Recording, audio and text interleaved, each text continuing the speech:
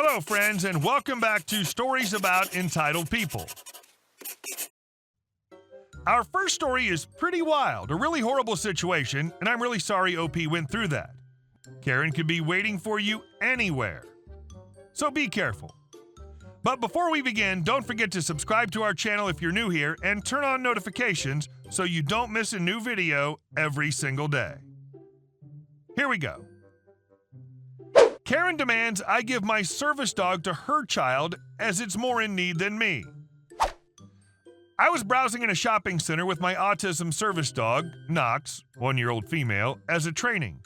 I was picking clothes and trying them on, hoping that at the end of the training I'll find something that suits my style. As I was entering another alternative clothes store, Karen tapped me on the shoulder. Karen, you know dogs aren't allowed in this store, right? Me, visibly confused. I'm sorry? Karen, are you deaf? I said that you need to leave. Me, as I point to Knox's vest showing the label and the program name that certified her. Ma'am, this is a service dog. Karen cuts me off. You are clearly not disabled. Even less, you're not autistic. You can talk. Now leave the store before I call security and you get banned. Me, barely holding my tears. Excuse me? Please? Karen, no, I'm going to walk you to the exit to be sure you and your dog are leaving. In this moment, Knox alerted. I need to sit down, but I couldn't. Everything was so loud and it seemed the lights were getting even brighter. I started crying and Knox moved between my legs for comfort. Me, sobbing and repeating, go away. Karen talking over me, oh, grow up. My ID, autistic, no, verbal, scam, dog, trained, more. Her speech became more and more muffled as I got even more overwhelmed. Attempted to sit on the ground, Karen grabbed my arm. Me, do not touch me. If up until this moment we didn't have a crowd, now we definitely did. A security guard appeared. I calmed a bit, enough to understand speech. SG, what's happening? Karen, this person over here is faking. They've scanned a program to give them a service dog for their autism. My child will benefit from that dog more as it really has autism and doesn't speak. I need that dog. As she was saying, I felt a tug on Knox's leash and I unclipped it from her collar.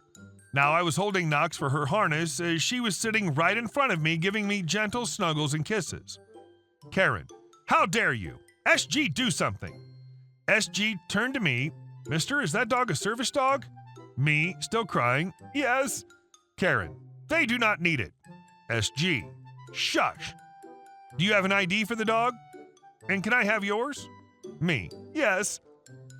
I gave SG the needed documents. They checked them and gave them back.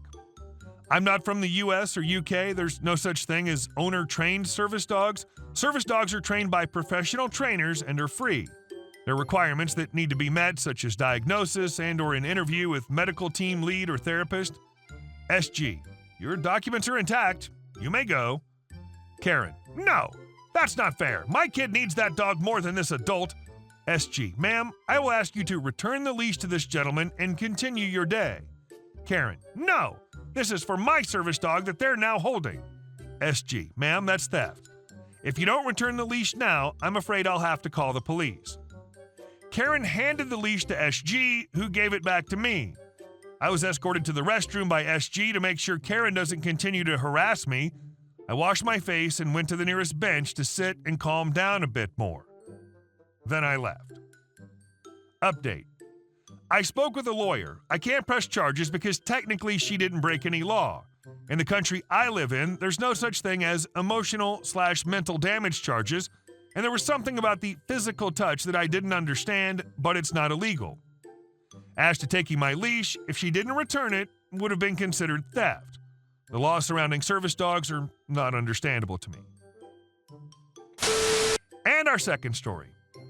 How I stopped paying them money. 8 years ago, my wife left me after cheating was discovered. Despite having 50-50 custody of our children, female 21, male 19, they wanted to live with my ex, so I was okay with it as long as I could see them. I worked more and got a better income and covered all their extra expenses even after the youngest turned 18. I even paid towards the college funds by myself, despite it being court-ordered that both would pay equally towards it. In addition to paying tuition, I paid any other expenses, car, expensive clothing, electronics, holidays, etc., even though after a while my daughter went almost no contact.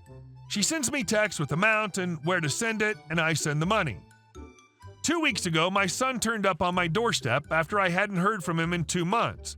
He told me that my daughter dropped out of college after a few months and that I've been funding their mother's and her new children's lifestyle all these years as her affair partner left her after their 3rd child.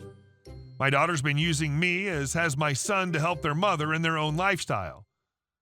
Upon finding this out, I stopped the money train. Turns out neither my ex nor my daughter work, and they've used my cash to fund their lifestyle. Now they can get evicted if I don't continue to pay. I'm not cutting out my son as he came clean. Edit. Since a lot of people have asked to clarify the cheating part, during the holidays our children were at her parents'. I came home from work to pick up some papers I'd forgotten for a presentation, and I discovered her on the kitchen floor in a very flexible position. She was not alone. And our next story. Did you see the logo on the badge? I work for a major railroad in the northeastern United States, and we've had some storms lately. We needed some 30-amp sockets that we'd run out of because we don't usually keep hurricane-level amounts of parts on hand, so I went to my local big-box hardware store, buying as many of these as we could get our hands on. Unfortunately, many people were cleaning up after these storms and needed these parts too, so I was having a devil of a time finding them. Because I work for a railroad, I have to be a qualifier or go near railroad tracks, and I have a badge that shows I can do this. This badge is Safety Orange. One of the hardware retailers is known for Safety Orange. Should be noted that this badge has a railroad logo on it, but I'm sure you can see where this is going. I visit my 5th hardware store of the day yesterday, and I start looking in the aisle where they usually keep these. I find the area, and it's destroyed. Looks like the American Tourister gorilla was looking for wall outlets, so I check their stock on my phone. It says they have 12 of these, and I start looking. After a minute or so of digging around, I hear the mating call of the greater northeastern whooping Karen. Ahem! I ignore it. Ahem! Excuse me? I ignore it again. Still digging in the shelves, I find an unopened box of 30-amp 4-wire sockets. Pay dirt! I've been buried up to my waist in dusty shelves looking for these, so I pull myself out of a box of sockets looking like I just wrestled a badger. I come face to face with the Karen. All 5'2" asymmetrical bob, chunky jewelry, sunglasses from the Kardashian collection, the whole bit. So are you deaf or just plain stupid? Now, I'm pretty low on F's to be given on a good day due to a congenital malformation of my F gland, but today I'm completely out. My F's are so low they're in danger of collapsing in on themselves and creating a stable negative F event that Stephen Hawking could only dream about. An F-ularity, if you will. So with all the sass I can muster, I say, neither, Karen. I just don't give a crap about what you have to say. We all know Karens love being called Karen. Karen. What did you just say to me? Me. I said I don't give a crap. Karen. Where's your manager? I hope you enjoyed your last day working here. You're done. Me. I don't work here. It's why I couldn't care less about you, your opinion, or who your husband is. Karen. Of course you do. Why else would you be wearing an employee badge? Me. Employees here wear aprons, not badges. Karen. But it's orange. Me. Yup. Bye. Karen. You're not going anywhere until I talk to your manager. And she stretches her multicolored talons for my badge. Me. You really need to think hard about what you do next. Any part of you touches me is going to be broken. I already told you I don't work here. I'm leaving. Find someone else to complain to. I'm not interested. Now, admittedly, this was beyond the pale, but as I said, I was tired and irritated from a stretch of long, back-breaking days. This is my 5th store today, and now I have to go and start work? So I did feel bad for how I talked to her as I walked away. I find a few other things I need and head up to pay. As I'm up at the customer service desk trying to ring up a tax-free sale on this stuff, I hear the shriek of the Karen. That's him. I'm not leaving here until he's fired. A woman in her mid to late 40s with a kind but exasperated face comes walking up to me and says, Manager, listen, I'm a manager on duty. This woman's in here all the time and she's a huge pain in my butt. So I'm sure that she's completely full of crap, but she says you pushed her over, called her a bunch of names, and threatened her. Me. Literally none of that happened. I told her that if she touched me, she was going to regret it. And that was that. Manager. I thought so. So I'm going to make a big show of firing you and we can both be done with her. Me. Nope, I'm not dealing with her. She acts like a self-entitled hag because you bend over backwards for her every time she throws a tantrum. You do what you want, but I'm not playing.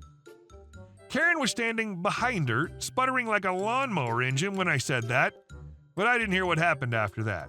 The cashier winked at me, handed me my receipt, and I left. And our last story.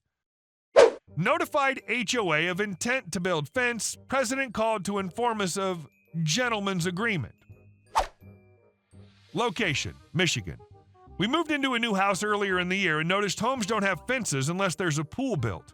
During the home buying process, we requested the bylaws multiple times and never received them, and even had our friends who live in the neighborhood post on the HOA Facebook page asking about fences. The answer on the Facebook post was that the city restrictions on fences are more stringent than the HOA's. Once we moved in, I got access to the Facebook page and found the bylaws, and the only thing about fences talks about how tall they need to be and how they can only be in the backyard. No requirements to notify the HOA or anything. When I mailed in our ballot for a new board of directors, I included a note stating our intent to build a fence and that I reviewed the bylaws and city requirements, and I would make sure I follow the rules there, signed with my name and number.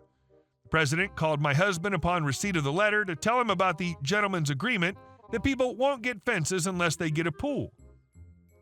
There's nothing about this in the bylaws. I roll over them calling my husband instead of me.